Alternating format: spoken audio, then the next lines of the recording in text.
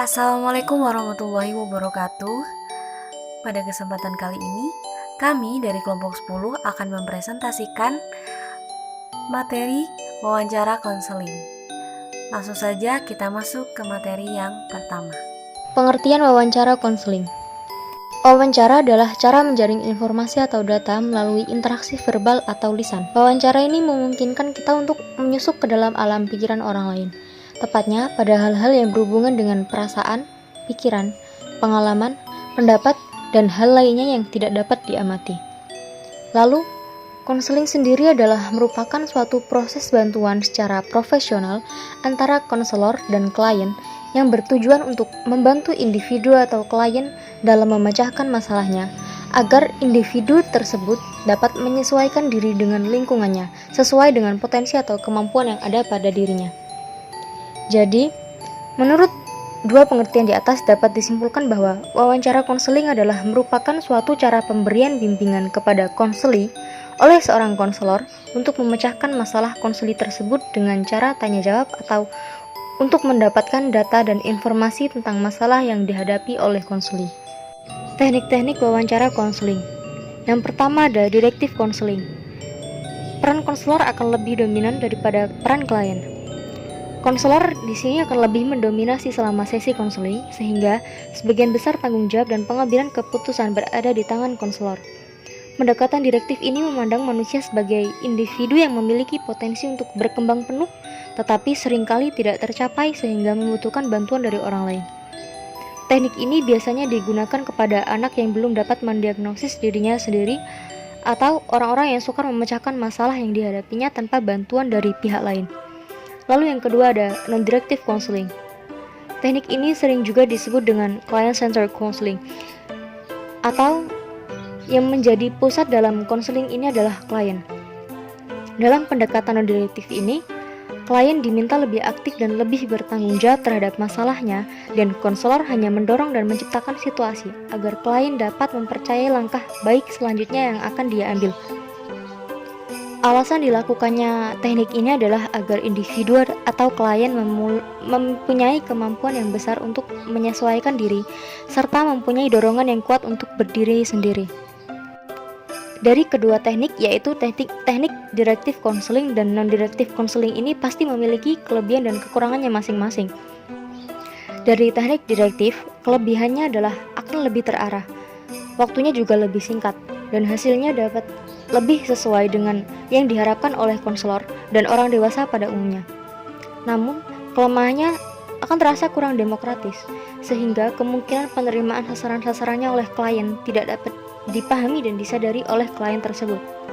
Sedangkan pada pendekatan non-direktif, kelebihannya adalah lebih demokratis.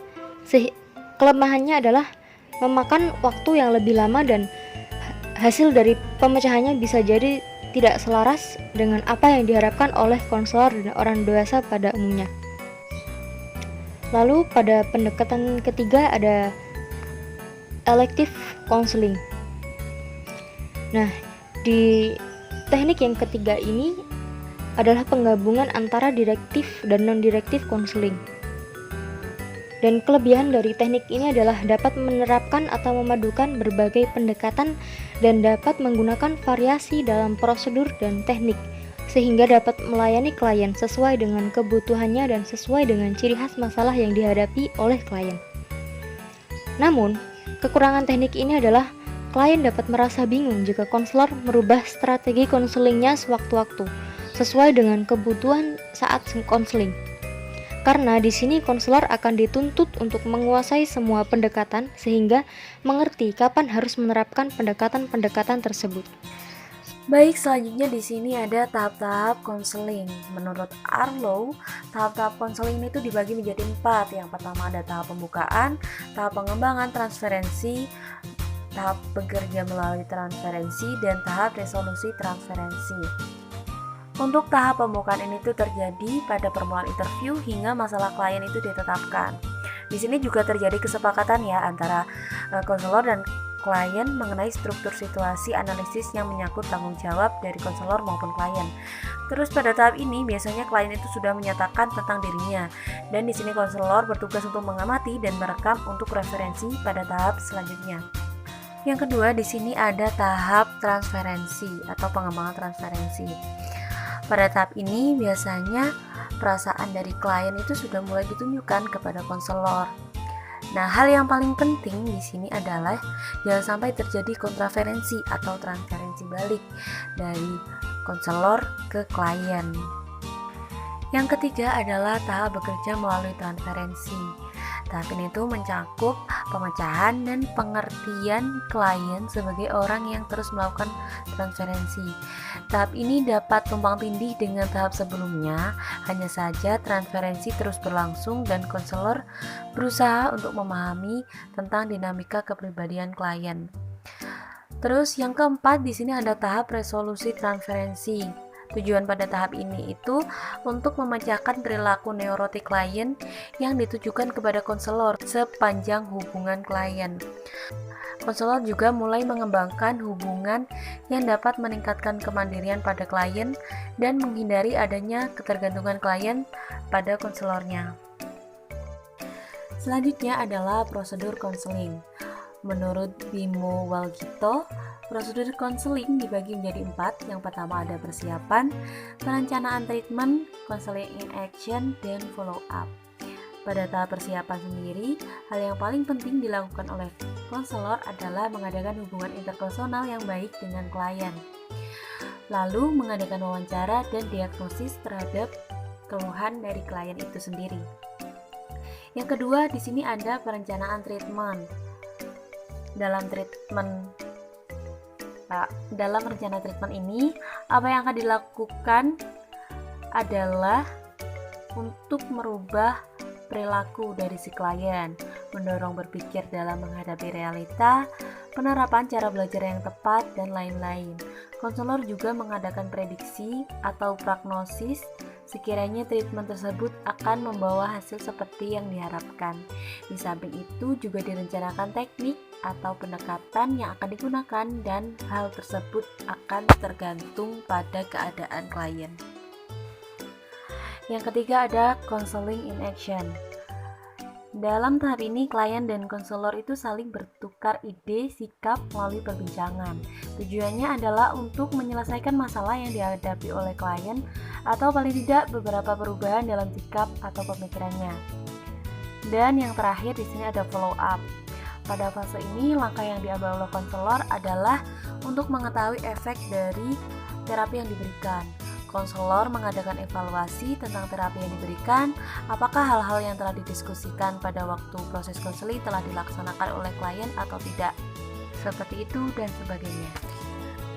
J. Rich dalam kutipan oleh Parker mengklasifikasikan bahwa wawancara konseling memiliki fungsi utama, yakni diantaranya A. Wawancara penelusuran fakta finding interviews, yang berarti wawancara dibuat untuk menemukan informasi yang menjadi kebutuhan.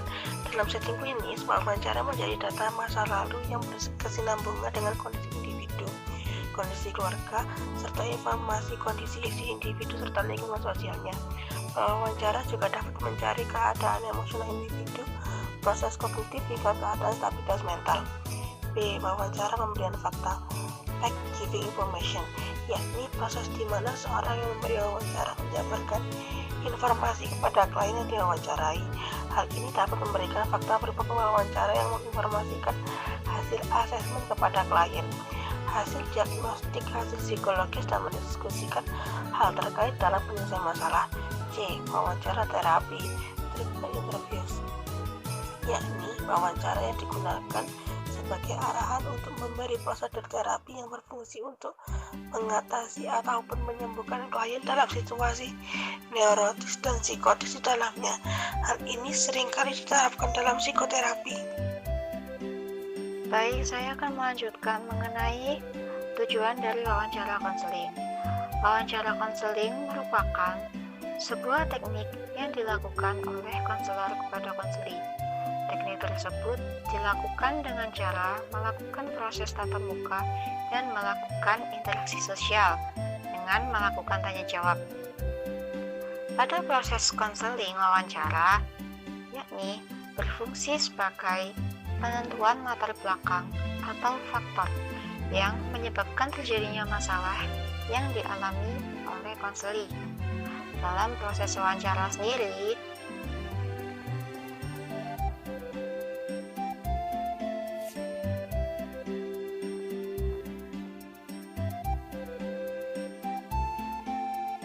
latar belakang atau faktor yang menyebabkan terjadinya masalah yang dialami oleh konseling. Dalam proses wawancara sendiri, seorang konselor akan melakukan wawancara dengan mengidentifikasi masalah, membuat diagnosa, prognosis, treatment, evaluasi, dan follow up. Dalam konseling sendiri, jika asesmen utama yang dilakukan dan digunakan dalam proses konseling berupa wawancara, maka konseling merupakan metode primer yang dilakukan dalam menggali data. Kemudian, menurut Goldenberg, wawancara konseling memiliki 4 tujuan umum, yang diantaranya yakni memperoleh informasi tentang diri klien dan riwayat gangguan yang ingin dibahas dalam proses konseling. Kemudian, menilai secara jujur informasi yang diberikan oleh klien mengenai menentukan minat siswa dengan hobi dan kemampuannya. Kemudian yang ketiga, memeriksa kondisi psikologis atau memberikan diagnosis klien untuk mengetahui status mental dari klien. Yang terakhir, mempengaruhi, mengubah, dan memodifikasi perilaku klien selama proses konseling. Baik, di sisi lain, tujuan dari wawancara konseling sendiri yakni untuk membantu seseorang dalam meningkatkan wawasan dan mengerti mengenai masalah yang ia hadapi. Wawancara dalam proses konseling sendiri merupakan wawancara yang bersifat helping interview, karena dalam proses interviewnya, klien diajak untuk lebih memahami dan menyelesaikan masalah yang dialami oleh diri klien. Hal tersebut dilakukan dengan cara konselor memberikan pertanyaan secara implisit kepada konseling, yang di dalamnya terdapat dorongan kepada klien untuk memahami dengan mudah masalah yang dialami dan mencari jalan keluarnya. Kemudian, dalam pertanyaan-pertanyaan wawancara tersebut, terdapat tujuan dari setiap pertanyaannya, yang diantaranya yakni mendeskripsikan pengalaman, perilaku, tindakan, dan kegiatan selama wawancara. Kemudian, mengetahui proses kognitif subjek dan diinterpretasi pada diri subjek. Kemudian, dapat mengetahui respon emosional dari pemikiran dan pengalaman yang diterima oleh subjek atau klien. Yang keempat, memperoleh pengetahuan faktual yang dimiliki oleh subjek. Kemudian, konselor memperoleh kesempatan untuk mengetahui bagaimana dan apa yang klien terima dari pengalaman masa lalunya. Yang terakhir, mengetahui bagaimana hubungan antara klien dengan lingkungannya, baik itu lingkungan keluarga maupun lingkungan pertemanan atau sosialnya.